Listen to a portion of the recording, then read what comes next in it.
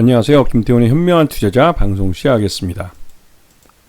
본 영상에서 다루는 내용은 투자 권유가 아니며 각 개인의 투자 판단에 대한 책임을 지지 않습니다. 별도의 SNS 채널 가입을 유도하거나 투자 권유 및 유료 리딩 서비스를 홍보하는 불법 사칭 계정에 유의하시기 바랍니다. 자, 오늘은 넥스틴이라는 반도체 검사 장비 업체에 대해서 좀 알아보겠습니다. 근데 이 업체는 우리가 익히 알고 있는 DI나 테크윙이나 이런 검사 장비, 반도체 검사 장비와 좀 다르게 이 업체 넥스틴은 전공정, 반도체 공정을 전공정, 후공정으로 나누는데 대부분의 검사 장비들은 후공정 쪽에 많습니다. 하지만 전공정 쪽은 굉장히 웨이퍼판에 대한 이 검사를 해야 되기 때문에 굉장히 어려운 공정이기 때문에 이 전공정에 대한 이 부분은 굉장히 기술력이 있는 회사들만 뛰어들어서 장비를 만들고 있습니다. 그러다 보니 이 전공정에서 검사 장비를 만들어서 납품을 하면 삼성전자든 SK하이닉스든 이 전공정은 웬만해서는 공정을 바꾸지 않습니다.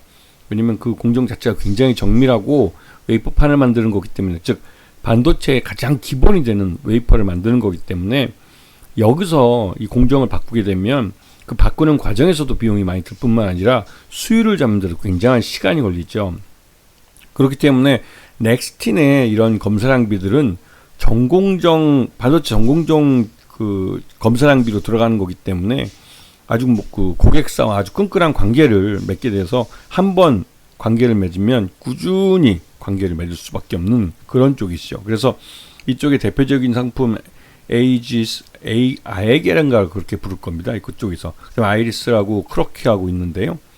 이 각각은 지금 기존에 삼성전자나 D램이나 낸드를 만들 때 각각의 검사 장비로 이런 반도체 검사 장비들이 들어갔습니다. 그런데 요즘 들어서 이 D램을 적층을 해서 만드는 고대역폭 반도체 해가지고 고대역폭 메모리 해가지고 HBM이라는 것들도 보면 이 D램들을 적층 쌓아가지고 위로 올라갈수록 밑에 아랫부분에 대한 부분이 이제 중력으로 영향을 받습니다. 근데 그런 부분이 제대로 잘 작동하는지 검사하는 것도 굉장히 기술적 난이도가 있는 것이죠. 그러한 부분을 이 넥스틴은 자신들이 이제 그동안 해왔던 노하우들을 갖고 이러한 새로운 HBM 검사 장비나 또 이런 3D 낸드에 대한 시각 검사 장비나 이런 것들을 다 만들어냈습니다. 이건 국산 기술로 만들어낸 것이고 해외의 유수한 업체들보다 훨씬 빨리 만들어낸 것이기도 하죠. 이게 이제 삼성전자나 SK하이닉스 같은 고객사가 우리나라에 있기 때문에 가능했던 일이기도 하고요.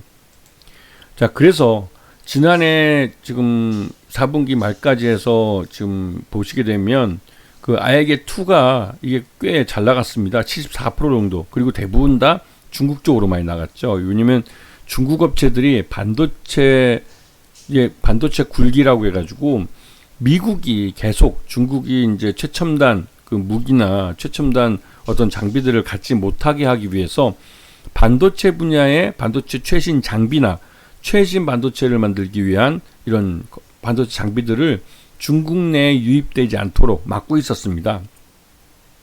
그런데 이 넥스틴 같은 경우도 그렇게 이제 최첨단 제품을 만들지는 못했기 때문에 규제를 좀 덜 받는 쪽이었는데, 근데 넥스틴이 개발하고 있는 이러한 검사 장비들은 점점 최신 기술로 다가가고 있는 장비들이죠. 그런 면에서 이 넥스틴은 굉장히 성장을 하고 있는 반도체 장비 업체라고 해도 과언이 아닌 겁니다.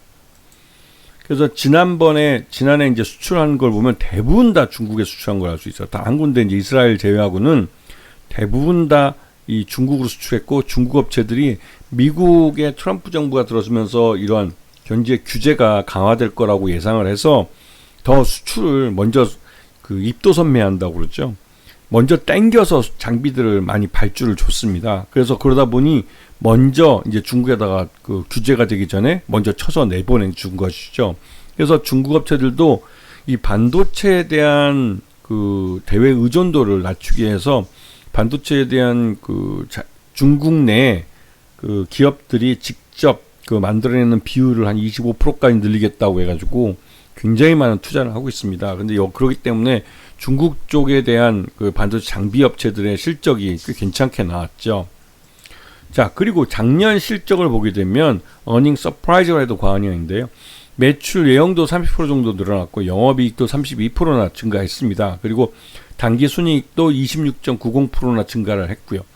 그래서 이렇게 급증하게 된 이유는 중국향 그 반도체 장비들에 대한 수요가 늘어났고, 물론 이 부분은 미국에 대한 규제가 도입되기 전에 먼저 땡겨서 가져간 수주를 한 그러니까 발주가 나온 그런 측면도 있습니다. 그리고 올해 트럼프가 집권하고 나서 곧바로 중국에 대한 여러 가지 규제들을 내놓고 있는데 반도체에 대한 규제도 물론 있죠. 그러다 보니 작년에 먼저 이런 반도체 장비들을 먼저 발주를 해서 가져간 측면이 있습니다. 그래서 올해 중국향 반도체 장비들에 대한 수요가 둔화될 수 있다라는 말들이 증권사 보고서들에서 경고성으로 나오고 있죠. 그리고 이제 이 회사는 최대주가 AP 시스템입니다. 요즘 이제 반도체 장비 업체들은 한번 이제 자기들이 반도체 쪽에서 삼성전자나 SK나 이렇게 거래를 하게 되면 꼭 삼성전자나 SK 한쪽만 거래를 할 수 있기 때문에 다른 쪽, 지금 삼성전자랑 거래할 때는 SK 하이닉스랑 거래하고 싶고 SK 하이닉스랑 거래하는 업체는 삼성전자랑 거래하고 싶기 때문에 별도의 자회사들을 만듭니다. 그래서 AP 시스템 같은 경우는 주로 삼성전자 쪽으로 많이 거래를 하고, 이 넥스틴 같은 업체는 SK 하이닉스 쪽하고 많이 거래하는 걸로 알려져 있죠. 그리고 이게 이제 HBM 검사 장비, 크로키라고 부르는데요. 이 업체도 뭐 장비 본딩 전에 전 단계에서 웨이퍼를 개별 칩으로서 검사하는 장비로서 이게 또 개발된 지 얼마 안 됐습니다. 그리고 지금 SK 하이닉스가 이거에 대한 SK 하이닉스가 HBM을 만드는 공정에 크로키라는 이 검사 장비를 도입을 할지에 대한 이 테스트가 진행되고 있고, 조만간에 결정이 되면 SK 하이닉스에 이 크로키를 공급할 것으로 기대가 되고 있는 상황이죠. 자, 그리고 아이리스 같은 경우는 세계 최초로 이제 3D 웨이퍼 검사 장비를 만드는 건데요. 이거는 넥스틴이 세계에서 가장 빨리, 세계 최초라고 해도 과언이 아닐 정도로 가장 빨리 만들어냈습니다. 그리고 이거를 SK 하이닉스 낸드향에 작년에 처음으로 납품을 했습니다. 이것도 한 50억인가 60억 되는 규모로 알려져 있는데요. 그래서 한번 이 3D 웨이퍼 검사 장비로서 이제 아이리스가 들어가기 시작하면 SK 하이닉스는 그 공정 자체에서 이 넥스틴 거를 제외하고는 생각할 수 없게 되는 것이죠. 한번 공정에 참여를 해서 자신들의 이제 이 검사 장비나 이런 반도체 제조 장비를 집어넣게 되면 웬만해서는 그게 장기간 계속 그쪽이랑 거래를 하게 되는 겁니다. 그래서 지난해 보면 외국인 투자자들도 이 넥스틴에 대해서 지분율을 한 15% 정도까지는 가져가고 있는 상황이죠. 그래서 더 늘지도 더 줄지도 않고 꾸준히 있지만, 여기서 이제 실적이 더 개선되는 것을 보이면 외국인 투자자들은 더 가져갈 가능성이 큽니다. 왜냐면 이제 넥스틴 같은 경우도 주주환원을 늘릴 수 있는 그 정도로 실적이 좋아졌기 때문에 이 주주환원이나 이런 부분을 감안을 해야 되기 때문에, 그런 걸 생각할 때 외국인들은 배당을 더 받거나 아니면 다른 식으로도 뭐 이런 주주에 대한 환원 정책의 수혜를 받기 위해서라도 지분을 더 늘릴 가능성이 큰 것이죠. 그 넥스틴 같은 경우는 지금 전반적으로 지난해에도 그렇게 크게 하락하지는 않았습니다. 주가가 한 5만원대에서 7만원 사이 박스권에서 흐름을 보이고 있는데요. 지금 지난해 실적 나온 걸 보면 지난해 실적 기준으로 한 7만 3천원 정도가 적정 주가로 나옵니다. 그래서 지금 현재 주가가 우상향하는 차트를 그리고 있는데, 이거는 지난해 실적을 주가에 반영하는 흐름이라고 할 수 있고요. 그리고 지금 현재 이 회사가 작년에 중국향으로 이제 수익을 많이 냈었는데, 중국에서 신규 발주가 줄면서 이런 실적 둔화에 대한 우려가 좀 커진 측면이 있습니다.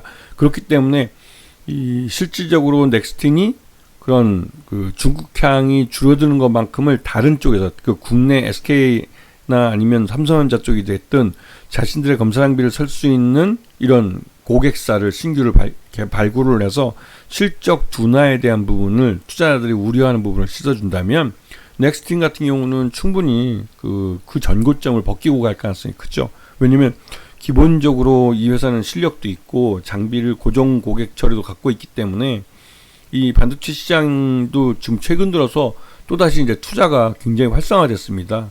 그래서 그런 부분 때문에도 넥스틴은 올해 실적도 작년만큼 괜찮게 나올 가능성이 큰 것이죠. 아시겠죠? 자, 오늘 방송 여기서 마치겠습니다. 감사합니다.